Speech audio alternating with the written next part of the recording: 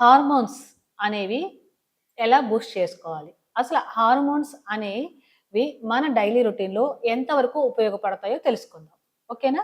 ఎందుకంటే ప్రతి ఒక్కళ్ళు కూడా వాళ్ళ లైఫ్‌లో డైలీ రొటీన్‌లో వాళ్ళు చేసే పనుల మీద మనం హ్యాపీగా ఉన్నామా? సాడ్‌గా ఉన్నామా? లేకపోతే మన మూడ్ స్వింగ్స్ అవుతున్నాయంటే కారణం ఏంటో తెలుసా?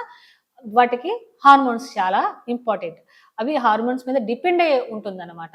అలాంటి హార్మోన్స్‌ని మీరు బూస్ట్ చేసుకోవాలి. డెవలప్ చేసుకోవాలి.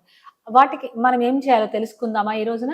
ఎందుకు అనంటే ఆహ్, మనకి హ్యాపీగా ఉన్నాము అనంటే డోపమైన్ హార్మోన్ చాలా ఇంపార్టెంట్.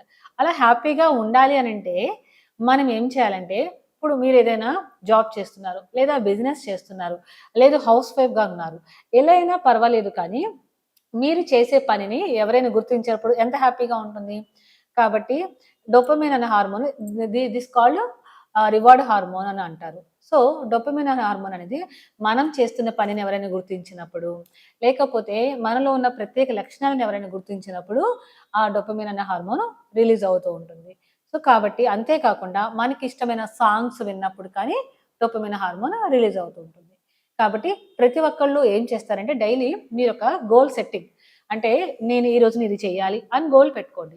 నేను ఇంట్లో ఇలా మా పిల్లలకి, మా హస్బెండ్‌కి నేను ఇలా పలానా వంట చేయాలి. వాళ్ళ కోసం ఏదైనా స్పెషల్ చేయాలని పెట్టుకోండి. లేదు బిజినెస్ పలానా టార్గెట్ నేను ఈ డే ఇవాళ ఇంత బిజినెస్ చేయాలని చెప్పి అలా మీరొక గోల్ పెట్టుకున్నారనుకోండి. ఆ గోల్‌ని రీచ్ అయినప్పుడు మీకు డోపమైన్ అనే హార్మోన్ రిలీజ్ అవుతుంటుంది. దాన్ని ఎదుటి వాళ్ళు గుర్తించినప్పుడు ఇంకా చాలా చాలా హ్యాపీగా ఉంటుంది.